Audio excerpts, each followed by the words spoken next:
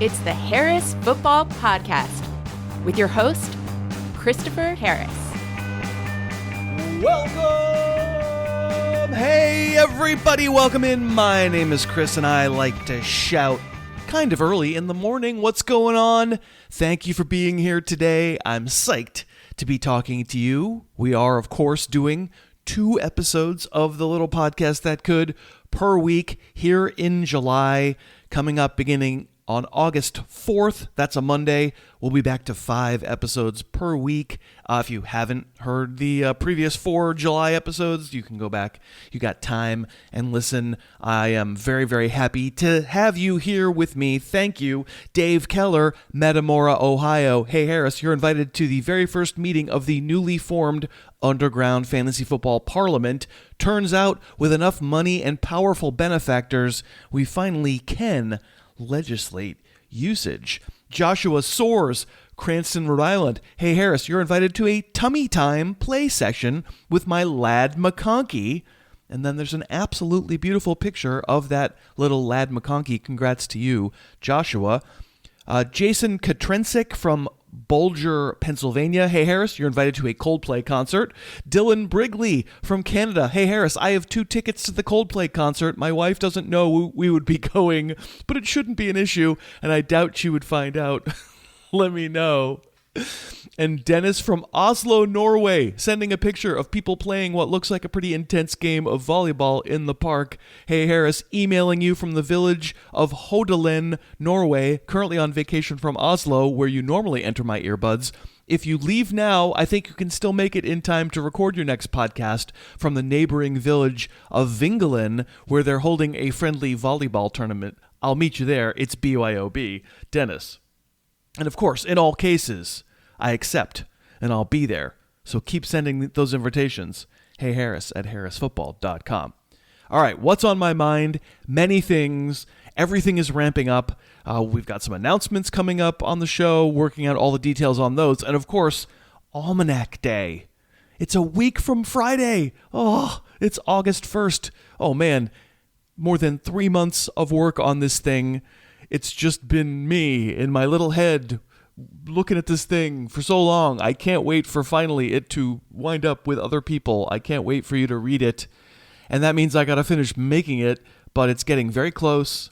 And a lot of you have, in fact, pre-ordered, which is so nice of you. Thank you. And to further say thank you, I'm doing another live stream for all pre-orderers of the Almanac. This one will be a little different in that I'm going to try a midday live stream tomorrow, Wednesday, July 23rd. Hopefully, maybe you work from home and you have a little schedule flexibility and you can show up.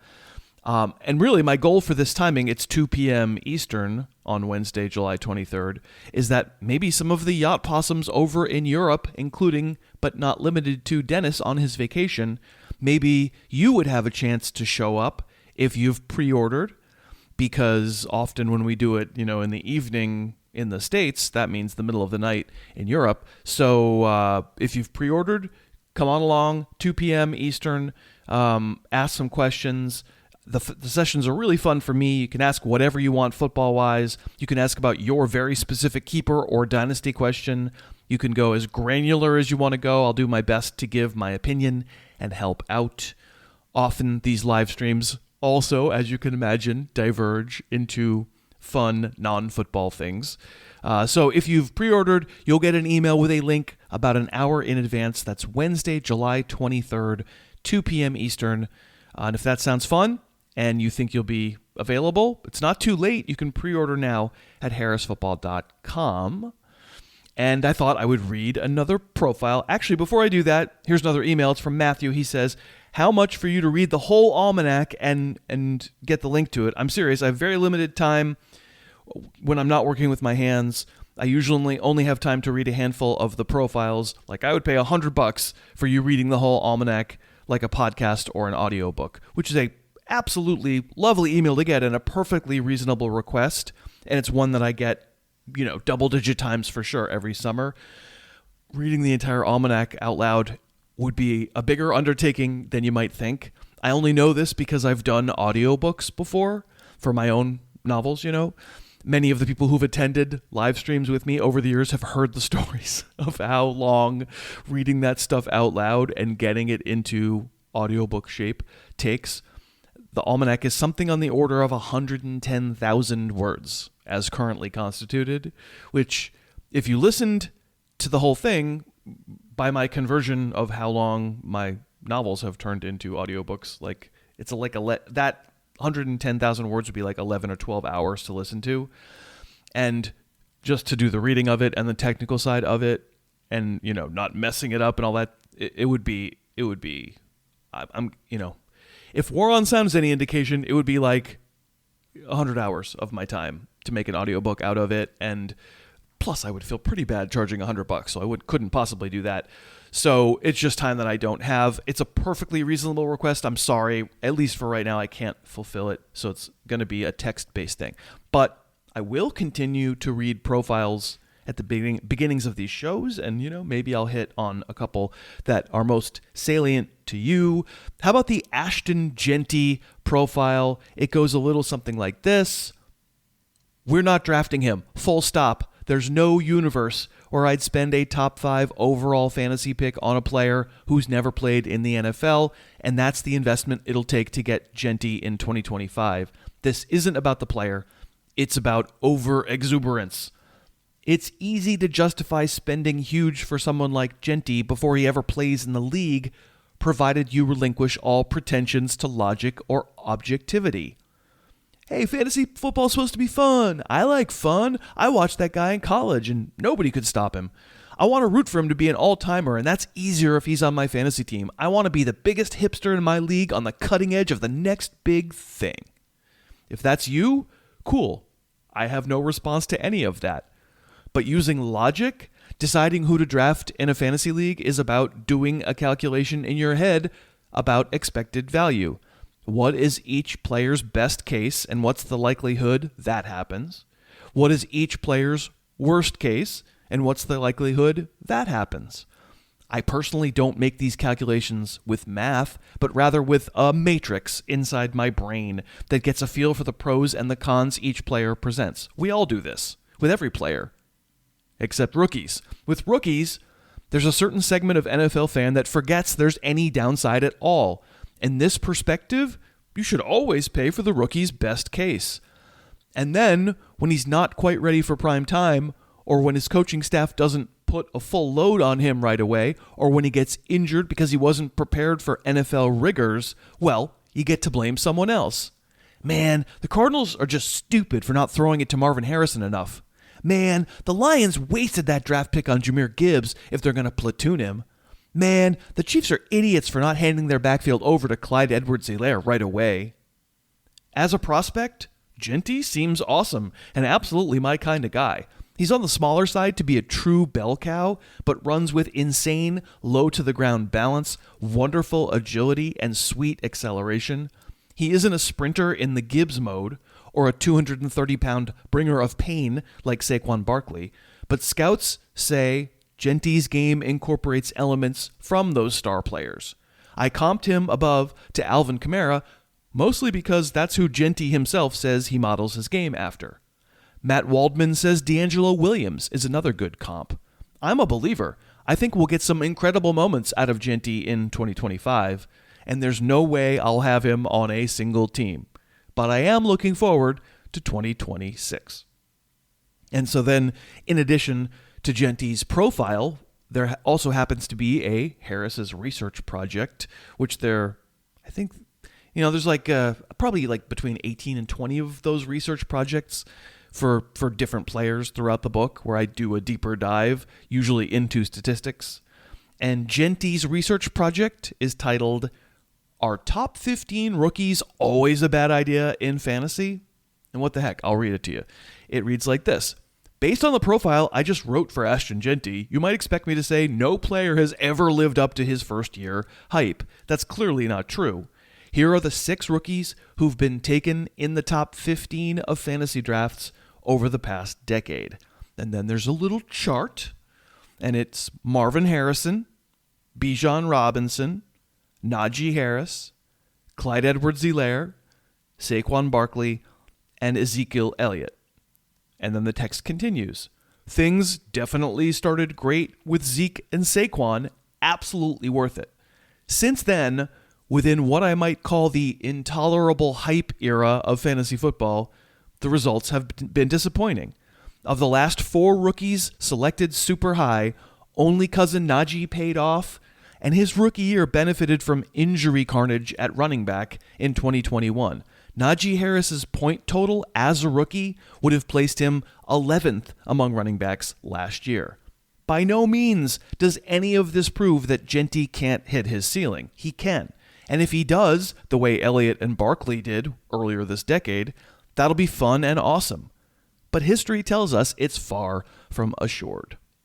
So that was a fun one to write, a fun one to read to you. The Almanac has a whole lot of jokes and hopefully some good information that'll keep you invested and doing well in fantasy drafts next month. You can find out all about the Almanac and pre-order at harrisfootball.com.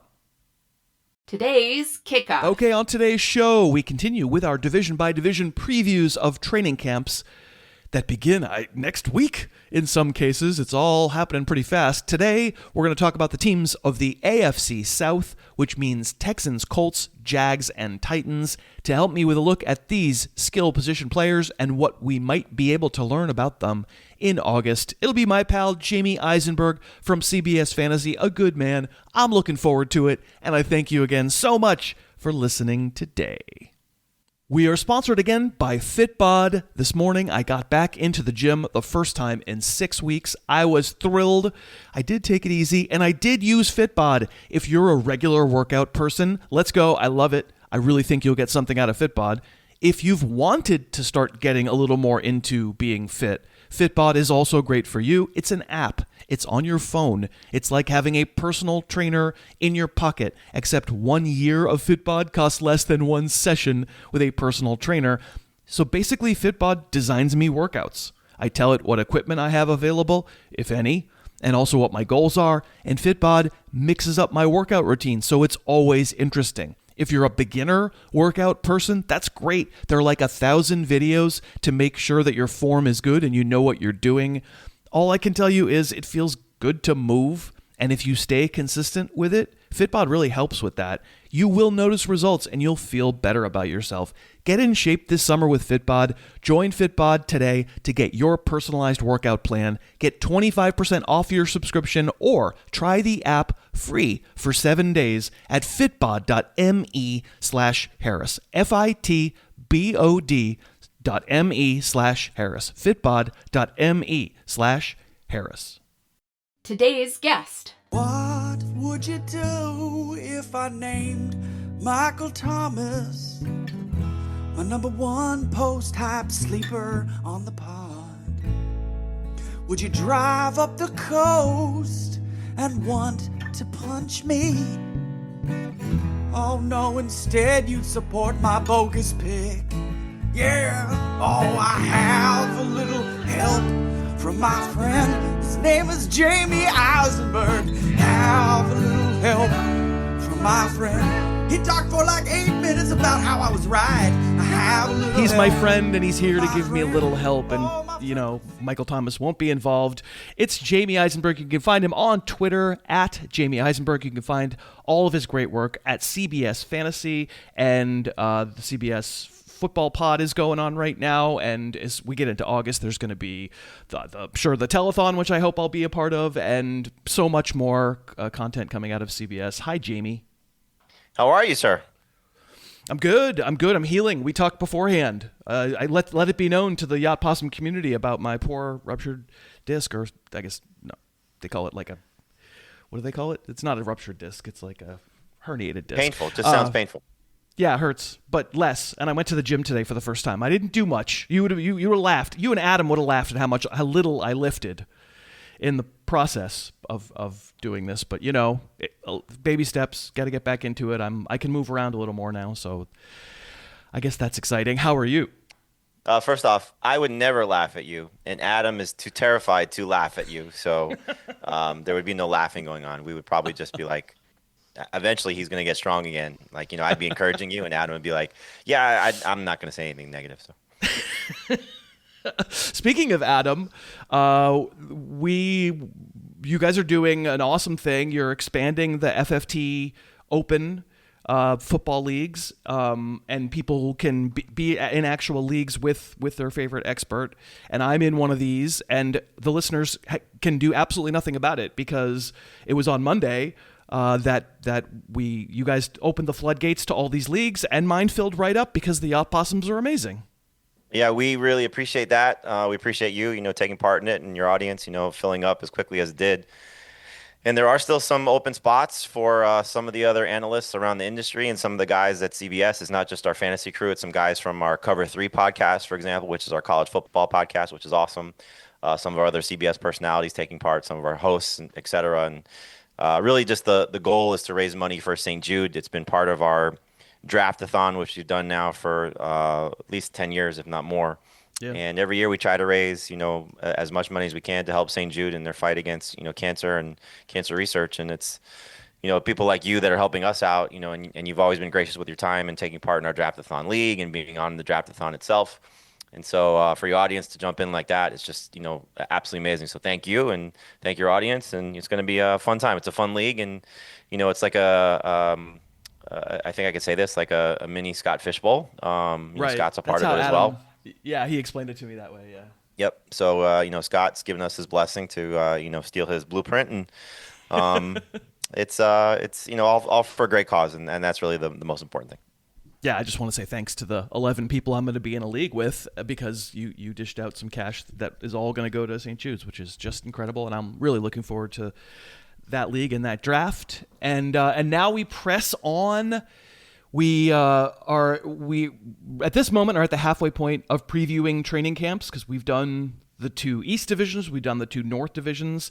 Today you're going to help me with the AFC South, and we'll talk through.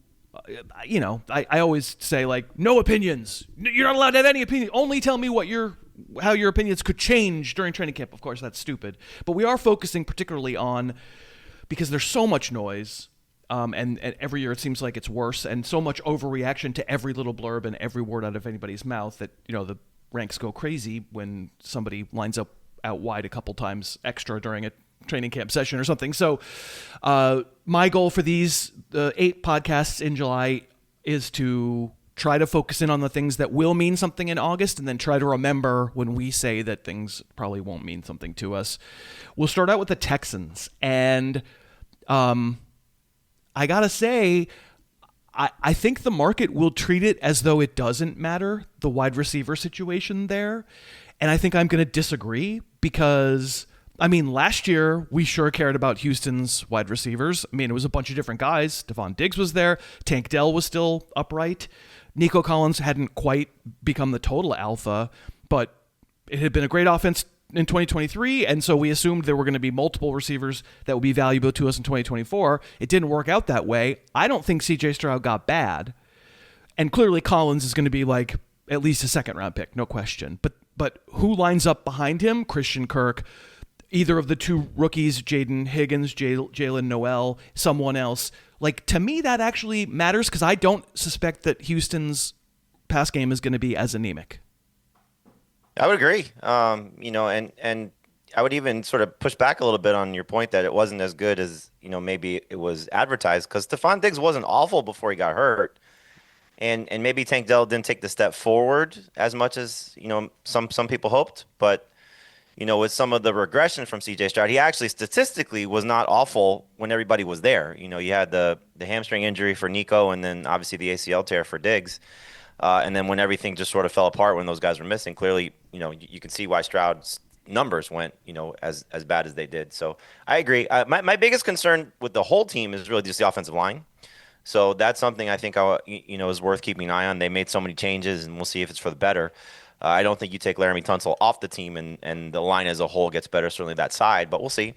But in any event, I do think that they had a little bit of a blueprint to try and maybe recreate what they had a year ago. I got a chance to speak to D'Amico Ryans at the owners' meetings in March, and I asked him specifically about Christian Kirk, and he must have said the word slot 17 times in 30 seconds.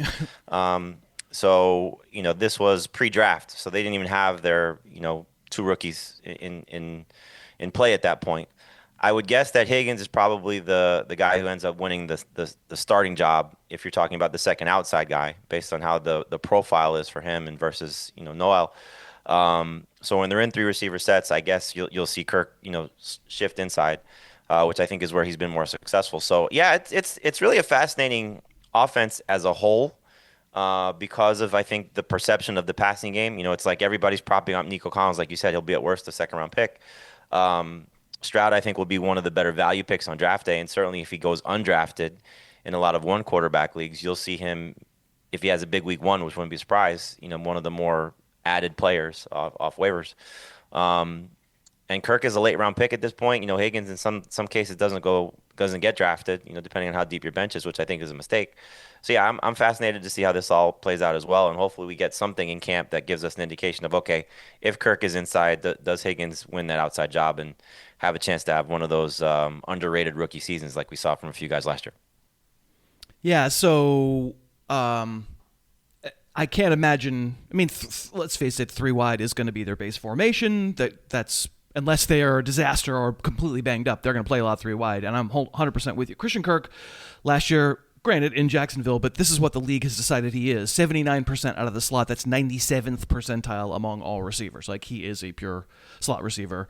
Of course, famously was a flag player on this show last year. I'm going to go ahead and say the worst call of the flags this past season. He got hurt, but like before he got hurt, it was an unmitigated disaster. He wasn't doing anything before he got hurt. So in some ways, it was kind of a mercy that I believe in the Almanac. I may have likened owning Christian Kirk in a fantasy league last year was to stepping on a Lego. That's kind of what it felt like, especially for someone who recommended him. I'm with you because it feels like there are multiple paths the stories can take in training camp. We know the beat guys don't want to be negative, so I doubt you're going to get like these rookies suck and can't play. But you absolutely can get, oh no, it's always Collins and Kirk, and then they're figuring it out from there. Or you could get, hey, listen, Jalen Noel is coming in as a presumptive slot guy too, and it seems like he's as involved with first team reps and with like when we get to see them play and all that stuff as Kirk is. That will also mean something and mean like maybe you don't want either one, or you might just have to wait until you find out. And then I'm with you. Like there's room for the other outside receiver, and can Jaden Higgins like have the kind of camp where you start to believe it? A lot of times for a rookie receiver, especially not a first round rookie receiver, you can check me if you agree or disagree with this. A lot of times it's almost the absence of negative stories. Yup, he's just out there every week. He mostly takes reps, when CJ Stroud is the quarterback, and I don't have to worry about him like practicing on the backfields. Rarely are you going to get like, at least believably, rarely you're going to get like, oh, this guy's redefining the position. I think it's probably somewhere in between, and there's always, these interesting stories. We got a new coordinator, so it's not just like everything is status quo. And so it was like, okay, Kirk is the Diggs replacement, Higgins is the Dell replacement, CJ Stroud's going through the motions and trying to, just sort of plug and play these guys in the same system that Bobby Sloak was running, so Nick Caley, I believe that's how you pronounce his last name, is going to implement his own things. And again, retooled offensive line. You heard some stories last year that CJ Stroud maybe didn't work as hard as he should have. Did some traveling. I know that was documented. I know he's had the shoulder injury coming into at least the mini camp OTA process. Hopefully everything's fine. So you want to make sure that's okay, obviously, for something you're watching. But yeah, I agree with you. As long as you're not getting the struggles, the Traylon Burks situation, if you will, of rookie receiver who's dealing with injuries or problems picking things up, then I think you're looking at, I almost like, because I want to be a buyer for Jaden Higgins. Like, you almost want to hear nothing, and and then let the people in our position hype him up, and then our audiences reflect that, as opposed to maybe everybody hearing everything about him, and then it's just the ADP gets driven to a point where it's not worth it. Yeah, makes sense. Nick Chubb, I guess, is in Houston. They're telling me. I'm being told Nick Chubb is somehow in Houston. like, fine, he's got to try doing it somewhere. It's funny to me that he's doing it where Joe Mixon lives because there's a lot of overlap there. You know how much I love. We had great sport on various CBS properties about how much I loved Nick Chubb over the years, but not anymore. Yep. And I thought he looked like he had very little left last year. And Joe Mixon, another longtime favorite, not to the extent of Chubb. I don't think I've ever been like, oh, Joe Mixon, unquestioned fantasy first rounder. You know, Chubb, I always kind of was on that bus. Mm-hmm. I don't imagine Nick Chubb is going to offer much resistance based on how he looked last year to Joe Mixon. So this isn't a Mixon story, but it is a question of, okay, is that Texans backfield one where we can make ourselves believe in anyone else enough to handcuff them to Mixon? Because Mixon, I mean, it's not his fault. I wouldn't call him injury prone because he got hip drop tackled twice last year, but the fact is he did miss games and, you know, limped around a little bit towards the end of the season. There's names like Woody Marks, who's a rookie out of USC. There's still Dameon Pierce, who runs like a rat stuck in glue, as we like to say. There's Dare Ungabowale. I don't think that's going to work into anything. There's Nick Chubb. I'm not asking you to like predict who will be the guy, but could you make yourself pay attention to the point where there's such a conclusive winner that it makes you go, okay, good. In the, you know, if I take Mixon in the 4th round, I can now handcuff somebody to him in the 12th. Yeah, this wouldn't be one of the preferred handcuff backfields for me because of the ambiguity of it. And I do think whenever you see certain coaches, you know, you may not think about it until you may not realize until you think about it. Like DeMeco Ryans to me strikes me as somebody who wants a proven guy that's got a resume like Nick Chubb's, as opposed to what they had to deal with. I think it was 3 games last year that Mixon missed, of Pierce not getting the job done and Ogunbowale being better in pass catching situations. They were forced to use him, I think, for too many carries. And so they go out and they draft Woody Marks. I think post-draft I was, you know, somewhat excited about Marks from a redraft perspective. I think a dynasty's got a lot of, you know, third round appeal in rookie drafts because Mixon's 29 and, you know, if Marks shows anything, who knows, but I have a feeling that Chubb is going to do just enough of those veteran things that will get him some playing time, and then he'll be the guy if something does happen to Mixon. But I agree with you. I mean, you know, look, Chubb had such a devastating knee injury in 2023, came back, shell of himself, breaks his foot. I mean, clearly this is a guy that's just hanging on at this point. He's saying all the right things, which you would expect. Yeah, my point is, like, we don't know how it's going to work out. I'm not really asking you for an interpretation of how it's going to work out, but if we come out of if 5 weeks from now we come out of Texans training camp where it's like Woody Marks had an amazing camp and Nick Chubb is retiring, would you say I paid attention to that and now I think Woody Marks actually might be an okay handcuff for Joe Mixon? If Chubb is not there, yes. Yeah, I think in that case. But I think that this is a coach that's going to favor. Okay. Like it's the same thing that scares me, like in the Charger situation. Like Najee Harris is going to do just enough of those veteran things that'll keep him on the field enough to sort of impact Marion Hampton. So I think that's where Chubb is a little bit of a problem for Mixon and the guy that will probably be the second guy up. We are sponsored again by pre-alcohol from Zbiotics. It's what I use if I know I'm going to drink alcohol. I make pre-alcohol from Zbiotics, my first drink of the night, and I find the next morning is not as rough as it otherwise might have been. This is science, and I know how it sounds, but for me, it really does work. One of my best friends was in town from Austin. We had a night of playing guitar and singing songs and drinking old fashions. But our first drink, both of us, was Zbiotics, and we felt okay in the morning. Pre-alcohol from Zbiotics is the world's first genetically engineered probiotic invented by PhD scientists. When we drink alcohol, it gets converted into a toxic byproduct in the gut, and it's this byproduct, not dehydration, that's to blame for rough days after drinking. Pre-alcohol produces an enzyme that breaks this byproduct down. Make Zbiotics your first drink of the night. Drink responsibly. You'll feel your best tomorrow. And they have a 100% happiness guarantee. If it doesn't work for you, let them know and you will get your money back. Learn more at zbiotics.com/Harris and get 15% off your first purchase when you use the code Harris at checkout. zbiotics.com/Harris, and for 15% off your first purchase, use that code Harris. Okay, we're back with Jamey, and we are making our way through the teams of the AFC South. We have a murderer's row left. I can tell you that. 3 incredible teams from last year. You gave me the best division, by the way.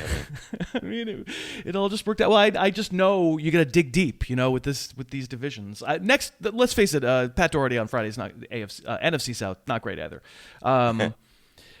So there's Colts. What matters most is probably the quarterback. It matters most for the Colts themselves is the quarterback battle. Anthony Richardson against Daniel Jones. The problem with that, once they pick a winner, is then that the guy has to throw passes for that team, which is right. Not good either way. Not good. I'll put it like that's going to be something people can't help but pay attention to and will matter very much for real life football. And I guess if Richardson wins it, everybody's allowed to get themselves back in a swivet about, oh my God, he's going to run. I mean, he had more of his fantasy points from rushing last year than from throwing. That's hard to do. You have to stink as a thrower and be a good runner. Do you have a preference if you're thinking of Michael Pittman and Josh Downs are going to come really cheap, and rightly so, because we may not know a lot of things, but we do know when the two quarterbacks are bad. Do you have a preference for one of those two guys winning if you were to salvage some sort of, at the right price, maybe I would take Pittman? Yeah, I it's more hope, that the work that Richardson did with Josh Allen's throwing coach maybe pays off. Because we know what Daniel Jones is. I don't think there's going to be a lot that changes him. I don't think going through the Kevin O'Connell car wash for a few months is going to have the Sam Darnold effect, and he comes out of it and he's all of a sudden, squeaky clean. So maybe Richardson, as a young guy developing, can get to a better completion percentage that helps him, and they give him some easier throws to help those guys. So it's more the unknown of Richardson still versus what Daniel Jones I think is. But I think clearly if you're banking on Pittman and Downs at this point, you'd rather see Daniel Jones there because at least you've seen some things with him with his receivers, good or bad, that you can sort of, okay, at least I know what I'm buying with the receiver. So Jones is probably better, but for me, I'd rather see Richardson win it just for the uncertainty and maybe hope of what he could become. All right, that was a mixed message. I'm lost there on that answer. You're basically saying if you're a fan of Pittman, you would prefer Jones to win it, but you just kind of hope for the sake of the unknown upside for the whole team, it would be better if Richardson won it. And for the receivers, just again I don't think Daniel Jones is all of a sudden going to have the Gardner Minshew, Joe Flacco effect that you feel good about these guys now because there's a proven quarterback there. I just don't think Daniel Jones is that good. So, where Richardson can maybe get to is a better level of where Daniel Jones is right now. Yeah, I think my answer to the question would probably be a slightly better throwing version of Anthony Richardson, because I just know that Daniel Jones has had fantasy relevant receivers before. I'll admit it, but he stinks. He's really not very good. The way in which Richardson stinks feels more fixable. Daniel Jones is never going to be fixed. Sorry, Dan. So, Danny 10-cent piece. Anthony Richardson's played 15 NFL games. And he played 24 games in college. The dude's played 39 games since high school. He's really... I watched a lot of film again on him for this almanac, and it would have to be one hell of a Josh Allen throwing coach. It would have to be one hell of a... Oh my... he can't... He looks at a player and... Do you think they've tested his eyes? He can't throw it where he's aiming. It's not. He wears really glasses in some interviews, so maybe it's Ricky Vaughn. And he just needs the right pair of spectacles. It's worth paying attention to, but let's face it, no matter, there's no right answer there. And as much as I'm a fan of Michael Pittman and feel as though, unfortunately, he's just been saddled with an insane murderer's row. You think Garrett Wilson's had it bad at quarterback? Good Lord. Late career Matt Ryan, late career Phillip Rivers, late career Carson Wentz, or mid-career Carson Wentz, I guess. Yes, real bad, but yeah, we can't. Late career Joe Flacco, too. Yeah. I mean, that was... And you and Pittman can commiserate. You both had back issues. There you go. We both... I mean, it was like a breath of fresh air when he got Flacco for a few games there, and Flacco was terrible, and it still was less smelly air than Anthony Richardson. It is kind of fun for me to because there are... let me phrase it this way. Let me ask a charitable question as opposed to being mean to people. Not you. people out there who are very into running quarterbacks. It felt like the peak of it was Anthony Richardson getting drafted and people deciding that he should be, a third round draft pick or whatever last year. Do you feel like any pullback from the notion that all a quarterback has to be able to do to be good in fantasy is to run? Do you feel like, I know it's very like, atomized world. There's no one way of thinking about things, but do you feel like people are starting to realize, oh, you mean there's a difference between Lamar Jackson and Anthony Richardson, and I should actually evaluate if they're good before I just blindly say the running quarterback is great for fantasy? Yeah, I think that's probably the better way to approach it. And I think the idea that you can be a pocket passer and still be good in fantasy is somewhat strange to people too. That only believe in running quarterbacks. I mean, it's just, Joe Burrow's pretty good. Do you think that's out there? Right? So. Do you think that's abating after last year, where people were taking Anthony Richardson ahead of Joe Burrow? Do you think there's more people who do what we do for a living who are going, I may have been giving bad advice last year? I would hope so, and look, we generally go off 6 points for passing touchdowns. It's a little different conversation at 4 point because you're not getting the passing bonus as much, so I think that matters to who you're speaking to and who you're evaluating. But you would think that, like Justin Fields is fascinating this year because he's closer to Richardson than he is to Lamar Jackson. But much better than Richardson. Much better. Exactly. The hope for Richardson is that if he ever gets to Fields' level, great, he might have a career. And it may only be as a backup. Yeah. Yeah. I think though the evaluation of Justin Fields, like all of a sudden he's safe, is a little bit hard for me to wrap my head around. I love him. I love the upside. I mean, I'm hyping up as a breakout candidate, understandably so. But the idea that it's just he has such peaks and valleys throughout the course of a season. When he's not running well, you get a little bit of a problem there. Yeah, I mean, we did that talk before. I have him 16, Justin Fields. I'm not buying it. It's just a hard way to live with all of these running quarterbacks. It's just, with Jalen Hurts, it's a hard way to live. Yep. You deal with it because you hope, but like in games where Jalen Hurts does, and Jalen Hurts is way better than these guys. I don't mean to be putting him. He's a good quarterback. Not great. Sure. He's a good quarterback. In games where he doesn't do a 1-yard touchdown, he gets you 15 fantasy points, which you can live on, but it's not winning you games. And you just hope that the week you need him, he doesn't do 15, he does 35. But I'm okay with that. But the problem is, Justin Fields will do 2, and Anthony Richardson will do -6. Yep. So yeah. All right, we're not disagreeing. We're just sort of, I'm shaking my fist at the sky, and you're standing alongside me and patting me on. See, with a little help from my friends, you're patting me on the shoulder. So the Colts took a tight end in the first round of April's draft, who I ridiculously, in a moment of madness at the end of last week, was like, he's on the Jets, right? No, he's on the Colts. It's Tyler Warren. It would have been hard. It's interesting both for Tyler Warren and Colston Loveland, who we talked about on the show at the end of last week. As first round tight ends, I would typically imagine that the fantasy world would be like, yeah, tight end is garbage. What? Sure, take one of these guys. Why bother? You can always find some dude to do 60 catches for 600 yards and 6 touchdowns on waivers. Colson, the fabric of our lives, Cade Otton, is always going to be just sitting right there to be picked up. So why wouldn't you take a shot, even if it's his first year? And it doesn't seem like the market's doing that with either guy at all. Will you be susceptible at all to that way of thinking if Tyler Warren has, quote unquote, a good training camp? I think you said it best. The stat line is certainly achievable. But we just got finished talking about Michael Pittman and Josh Downs, and I think these are two guys that have so much upside to varying degrees. It's hard to see 3 players in this passing attack having that much potential to break out. And so if the training camp reports more so on the quarterback versus the tight end are positive, Richardson looks great. He's connecting with Warren. Daniel Jones is connecting with Warren. Then I think you'll see a lot more excitement for him, I think across the board, myself included, because exactly what you said, he's one of these guys that you would hope can be good in his rookie season. Anybody expecting Brock Bowers is insane. Right. So I prefer Loveland over Warren. And if I'm going to go that route, I'll probably just see who comes off the board first. But this would force my hand, which I don't want to do, to taking 2 tight ends. And unless you're getting just such a bargain on one of these guys, and you've already drafted, let's say, like I like Njoku a lot this season.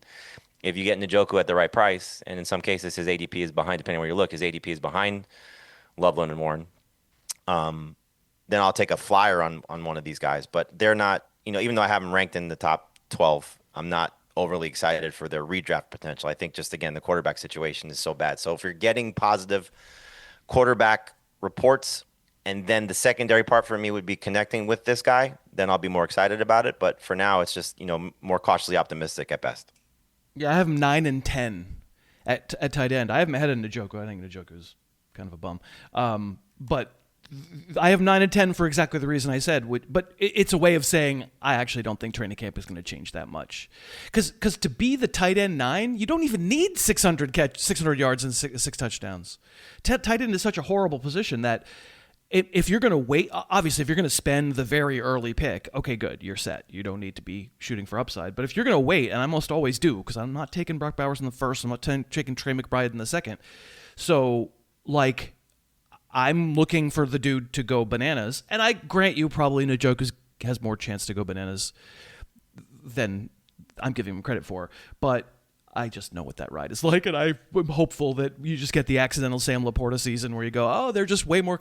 I said it in the notes to you, why not take the 20% chance that someone like Loveland or Warren can provide, 80 and 1,000 with 8 touchdowns as opposed to 60 and 600 with 6. It's probably not going to happen, and by September I'm probably dumping them. But the bottom line, it's an interesting thought experiment, but I agree with you that not very much is going to happen. I guess the only thing that could happen for me is it's all a mess. It's time to start lowering Tyler Warren a little bit. Yeah.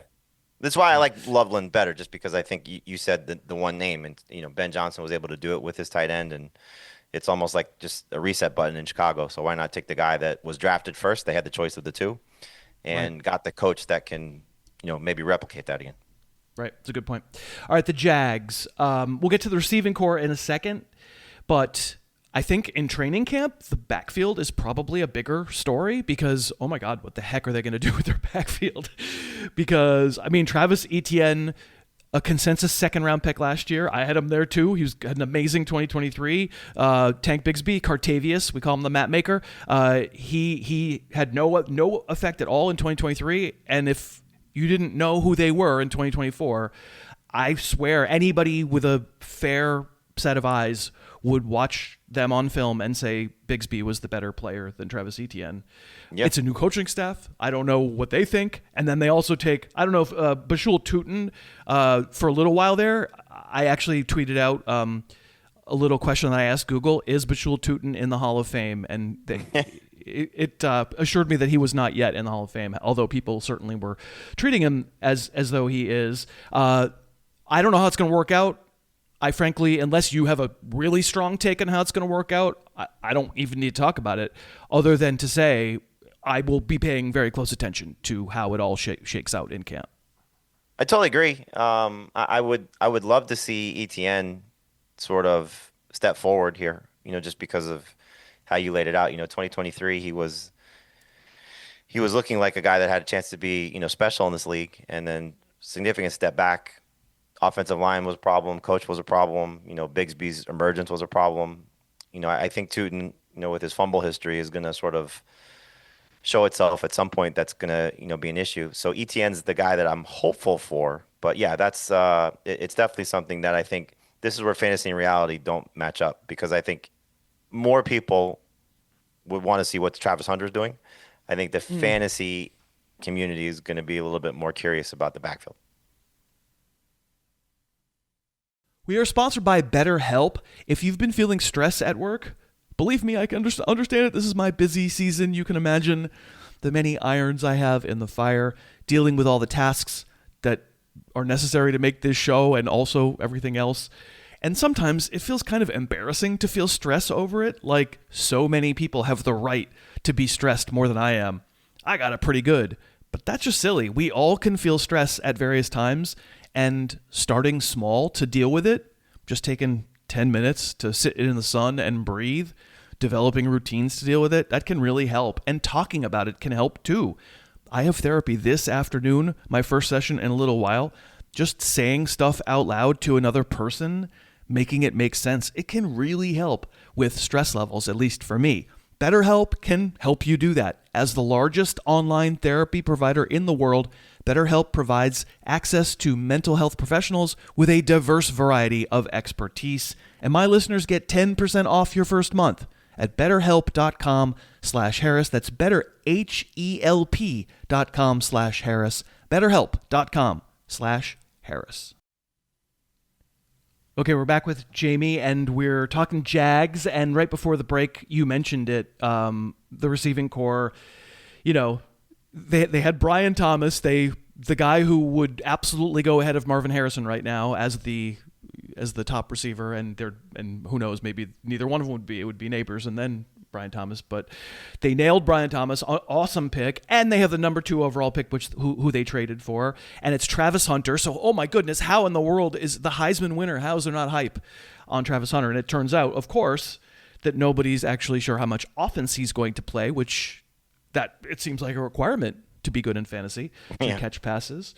I don't know. I guess it's worth paying attention. And of course, because he's such a big name, it's going to matter. But it's hard for me to imagine the Jags are definitively going to say all that much. They're going to let him work out with the defense. They're going to let him work out with the offense. And we're probably only going to get the truth about him once we get to week 1. I think that's fair. They're certainly playing the game. If you recall, when he signed his rookie deal, they sent 2 social media posts. We've signed rookie wide receiver Travis Hunter to his deal. We've signed rookie defensive back Travis Hunter to his deal. I thought it was pretty clever. I get the benefit of working with Pete Prisco, who's very tied into that Jaguars organization. He's been covering the NFL for almost 40 years now at this point, 30 plus for sure, and used to be a former Jags beat writer, does a radio show with them. And so, some of the stuff that he's said so far is, nothing earth-shattering, that he's going to play on both sides. But I think, you look at the bigger view of what this team is, and they need him. They do like Diami Brown a lot. They obviously have some expectations for Brenton Strange. You don't need to necessarily have 2 alpha receivers to be successful. Obviously, we've seen that before. But I think for what Liam Cohen wanted for this team, what the vision is for this team, the trade to go get Travis Hunter, he could obviously be a star on the defensive side of the ball. But I think if you're making the investment in Trevor Lawrence, you're making the investment in Travis Hunter to help Trevor Lawrence. And so I would think it's probably a worst case scenario of 70-30 offense defense. And I think that's exciting with what Cohen brings based on where he's coming from. So it's certainly something to keep an eye on there. And, last year it was sort of Malik Neighbors was the guy I think that, maybe he could be good as a rookie. It's the Giants, but the quarterback situation. And then you just started to see the steady climb in average draft position to where I think he got to the 3rd round, if I'm not mistaken. Started like the 5th or 6th round. I think Travis Hunter is going to start in the same spot, and we could see it could be Teteroa McMillan, same situation, a lot of hype. But I think if Hunter's camp is offense, the drum beat will start to, I think, increase for him pretty steadily. Do you think your Travis Hunter rank? I have him as like a 7th round pick or something like that. And I don't think what's going to happen in his camp is going to make him be a 3rd round pick. I have him in the 7th. Maybe that's low. I don't really look at ADP this time of year. Do you think your rank of him could go up like multiple rounds based on what happens in training camp? No. The only things I think that would sway that is once we get the suspension news for Rice. Right now I have him ahead of Rice with the expected, not significant suspension, but enough to push him behind him. McLaurin hold in, that's problematic. I'm just trying to think of guys that would move down more so than he would move up, So right now for me, I don't know where you have receivers as a whole, there's a big blob of guys for me that in that round 5-6 range, and that's where he is right now. So the highest would probably be early round 5. I couldn't see it much more than that, just based on where those guys are ahead of him for me. And, again, the Neighbor situation was they have nobody. You could see that the volume for him was going to be immense as it was playing itself out. Unless Brian Thomas gets hurt, I can't see that happening. Right, yeah. Brian Thomas getting hurt would certainly matter. I mean, it helped that Neighbors is awesome, too. Yeah, totally. Travis Hunter was a different kind of awesome. There are people who, I mean, this is nothing we're going to learn until we start getting real film against players that are trying in week one. But there are people who I heard pre-draft saying they didn't think Travis Hunter was ready to be a receiver in the NFL. Like that great athlete, incredible catch point, amazing hands, great acrobatics, but wasn't going to be able to get open. And so, like, nobody was really saying that about Malik Neighbors, I guess is what I'm saying. Sure. No, totally. Yeah.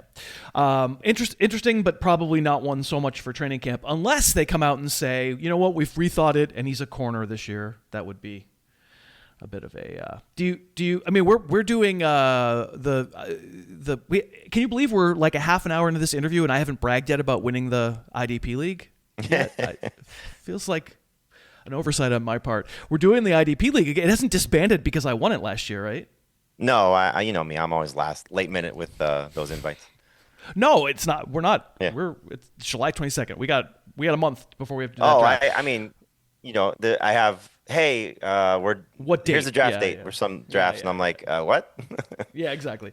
But speaking of IDP, I don't give a lot of credence to the idea that in an IDP league, Travis Hunter is going to be worth that much more, because having played in the CBS IDP league for so many years, I just know that defensive backs aren't worth all that much, and so they just don't make enough plays really for, I think his value is mostly going to be coming from a receiver regardless of where he's playing. Yeah, Scott Fish made it fun for the Fish Bowl with how he, made a rule specifically for him. It's safeties obviously matter because they're tackle numbers, but in the case of lockdown corners, which is what I think most people project him to be, they just don't see the football enough. So if he's going to be making a lot of plays in the run game and getting his tackle numbers there, depending on how IDP leagues score pass defenses and interceptions, and obviously defensive touchdowns, that will matter for him in that regard. But I think from an overall standpoint, like, you're drafting his name versus his game. Yeah, because if he's that good, like, the ball won't go anywhere near him. Right. Ask Christian Gonzalez last year. He turned out to be pretty good, and they just wouldn't throw his way anymore. And so therefore just weren't a lot of points available for him. All right, one more team in the AFC South, the Tennessee Titans. Just these past few days, over this weekend, the Titans have made pretty comments about Tyjae Spears and how he was really going through some things last year, and that's why in our first year, Brian Callahan's first year as coach, that's why we didn't use him as much, and our plan going forward, it just might be 50-50. That would be interesting. Neither Tony Pollard nor Tyjae Spears being drafted like particularly aggressively, one would imagine, rightly so.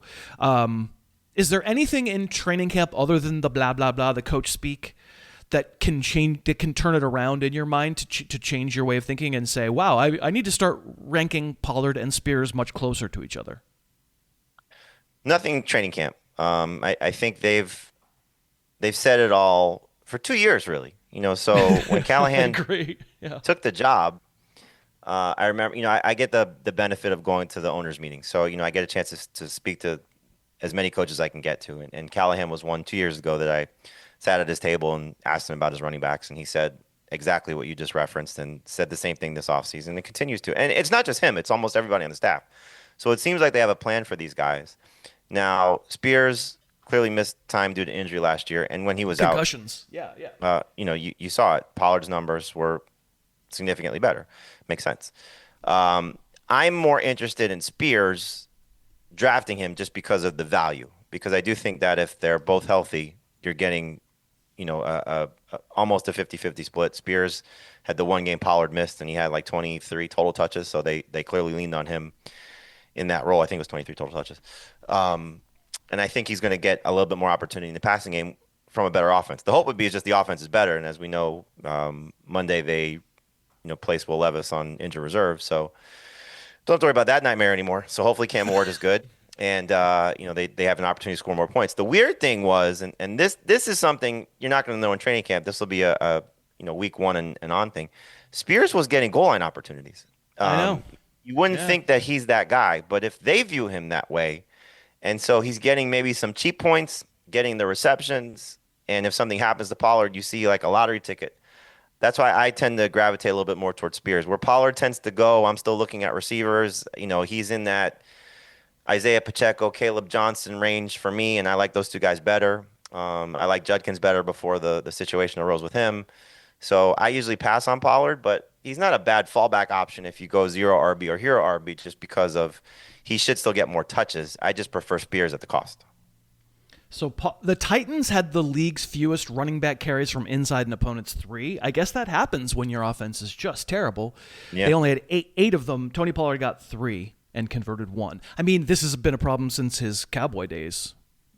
He just wasn't good in short yardage. He just couldn't score touchdowns. Nobody could understand it. This is so weird. He's a pretty fast, good player. Like, he's straight line fast. He's good at making people miss. Like, he's good, except for just here's a 209-pound guy, 210-pound guy who runs less physically than the 193-pound soaking wet guy, Tyjae Spears, which is a little like Bucky Irving and Rachaad White, if you think about it. Like, Rachaad White wants to make you miss, and Bucky Irving's kind of like, no, you can.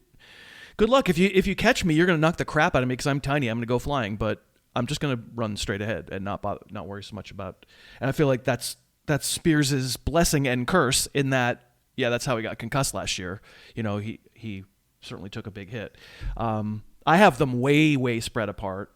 So I guess that's one where I'll at least be. In my ranks, Pollard is like, verging on undraftable. Spears is, and Pollard is like, I have him RB 23, so I have him above the Isaiah Pacheco, Caleb Johnson area. And so maybe where I'll be a little more sensitive is like if they keep this up, if it just. And it's hard to know what to believe in terms of mix. If it's the talking point among all talking points for the training camp, I will maybe be a little more willing to, raise Spears and lower Pollard a little bit. It's almost like last year how Dennis Allen couldn't go out of his way to, how's your team look? Well, Kendre Miller stinks, but everybody else is great. It's like you ask anything about the Titans, like, yeah, we love Cam Ward. And oh, by the way, the running back's going to split 50-50, just if you haven't heard it before. So it's like they just it's like their crutch when they're speaking, like their pause, their is Pollard and Spears together. The biggest, you haven't done it once in this entire interview, and so I'm allowed to say this, but people do it all the time. Listeners know where I'm going with this, but the biggest curse upon the broadcasting world these days, especially live sporting events, is people ending sentences with the word right. Right? Tony Pollard's my RB 23, right? Well, yeah. I don't think you're asking me. I can't stand it, and so I think that's what Brian Callahan's his version of right is to say it's a 50-50 split. Yeah, among his running backs. We put Will Levis on season-ending in reserve today. Right. Pollard and Spears. And Pollard and Spears 50-50. Well, I feel bad about Will Levis. He's a Massachusetts kid, first of all. Obviously, I have to stick up for him. But also, he was obviously hurt. He was questionable with his shoulder injury like week 6 last year. And they never took care of it, and he didn't get surgery after the season, and now they decide. I just feel bad for the kid. Listen, I hope for him, we now have a pretty clear path of just go find Sean McVay or Kevin O'Connell. Yeah. Spend a year there. Don't even have to play. You don't have to play. Just go through the car wash. Learn some stuff. Get rehabilitated. The Titans don't have tons of training camp stuff that we're really going to feel super pay attention to. You could argue 5 of the 6 top receivers on that team are new. Unfortunately, the 5 names are Van Jefferson, Tyler Lockett, 2 rookie 4th-rounder receivers. Is not good. And then also, like you said, Cam Ward is the quarterback. Calvin Ridley, I think, there's a way that everybody can go, cool, I want him because there's a ton of volume there. I'll argue that doesn't always work out great for Calvin Ridley, but he's going to go where he's going to go. I don't think camp is going to affect that. Nope. Any sensitivity on your part to any of the other guys having like a brilliant training camp? I'm more curious about the tight ends, to be honest with you, just because the way Okonkwo finished last year and they drafted Gunnar Helm, who could, threaten that. So I'm almost more interested in can the tight end, and I think it's going to be Okonkwo, but can the tight end be second on the team in targets? Because that's always sort of been the formula for fantasy relevance, to go back to the Warren conversation, the 6,606. If he can, get those chances, I think Okonkwo could be one of those guys that if you miss on Warren, we're talking about, like you mentioned the K. Dottons of the world. I think Okonkwo can be, one of those type of players, but that's more of a volume-based situation than anything else. So yeah, the rookies obviously would be the thing I keep an eye on, because Lockett 32 or 33 at this point. Obviously, Van Jefferson's never really done much.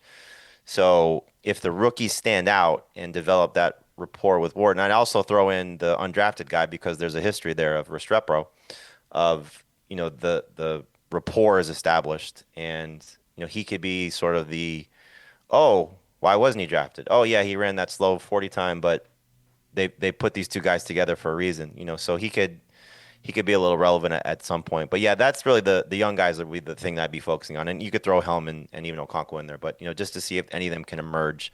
Not that I think it's going to move the needle very much, but waiver wire options at some point early in the season. The Okonkwo, I'm glad you kind of pivoted to Okonkwo. I'm way more interested in him because he's good, and it's really frustrating. I mean, I grant you he's one of these dudes who's not really a tight end. He's whatever, 240 pounds or something. That sounds huge to you and me. 6'3", 240 sounds giant. That's tiny by tight end standards, and he's not out there to block very clearly. But that dude's fast, and he made a few. I mean, again, my head is so like a wet noodle smashed in with game film. I've just come off watching so much game film over this past couple of months, but he's such a blast on film. And week 1, I think he had two catches for 15 yards, and one of them was Tyreek Stevenson all over him, the Bears corner, all over him. And Will Levis should not throw that ball.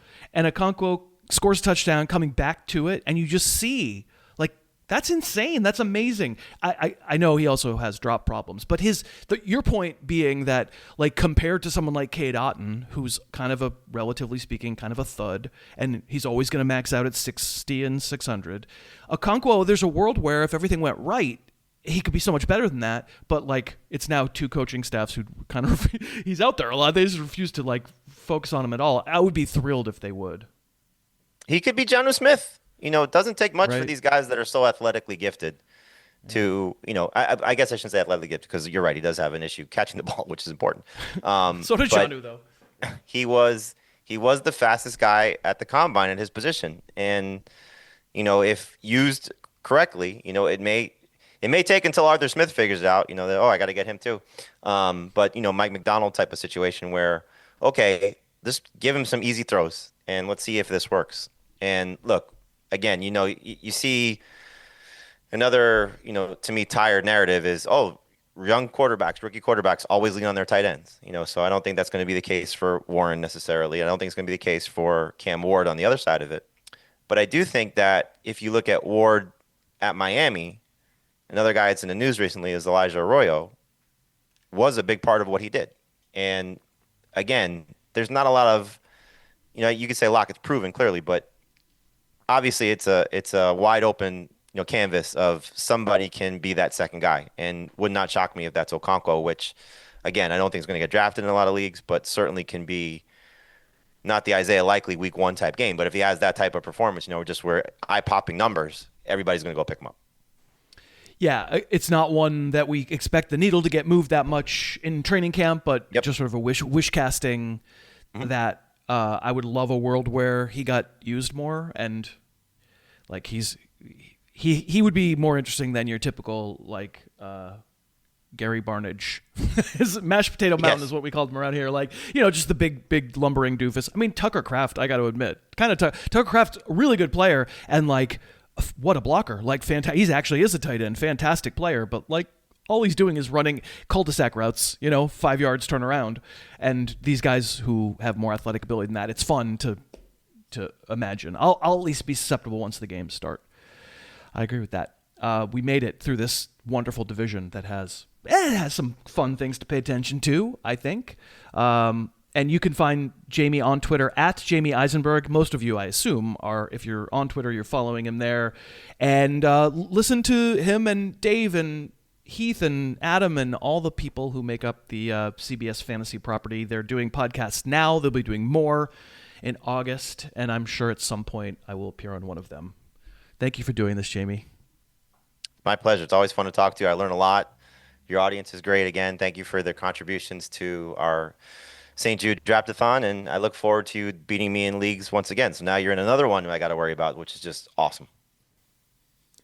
And thank you so much for listening. I played in that league for 10 years. I hadn't won it, so I think Jamey's being humble there. He pretty much kicks my butt in that one. Let me thank you for listening. I appreciate you listening so much. And let's thank the sponsors, because without them, there's no episode today. We had Fitbod, Zbiotics, and BetterHelp. If you were interested in anything I had to say about them, I sure would appreciate checking them out. You can use the codes and URLs that lets them know that supporting the show is good business for them, and they've all been with me for so long. That means you do such a wonderful job supporting them. If you're interested in all the sponsors that we currently have, they're listed at harrisfootball.com. That's going to do it for this episode. We're going to do another one on Friday. You may know the guest. Christopher Harris, it's me. It is, in fact, him. So great that Patrick Doherty from RotoWorld will be back on our show as well, another one of our great favorites. Between now and then, I am doing a live stream for pre-orderers of the Almanac. A little reminder, if you haven't pre-ordered, go get it before 2 p.m. Eastern on Wednesday, July 23rd. Actually, make sure you do it like an hour before, because that's when I'll send out the link to the live stream. If you have pre-ordered, you'll get an email, and you'll be able to come on over. If you can make it, duck your head in for a little while, ask a couple questions. I'll do my best to answer everything as quickly as I can. Sometimes my answers get a little long, and you got to sit around and wait to your question. I'm sorry about that. I'll try to be I don't know if anyone's going to show up because it's the middle of the day, but it'd be great if you did. I hope to see you there. You can, of course, pre-order the Almanac at harrisfootball.com. So that's going to do it for this episode. We're going to do Patrick Doherty as a guest on Friday, and we'll tackle training camp for the teams of the aforementioned earlier in the show, NFC South. A couple of not very good teams there, but a lot of very interesting training camp stories to track. So I'll be looking forward to talking about that with Pat. Until then, thanks again so much for listening. Your hat is awesome. You're awesome for wearing it. I will talk to you on Friday. The Harris Football Podcast's opening theme is Under the Gun by Apex Manor. The closing theme is Say Yes by The Wellspring. Subscribe to the podcast on iTunes and never miss an episode.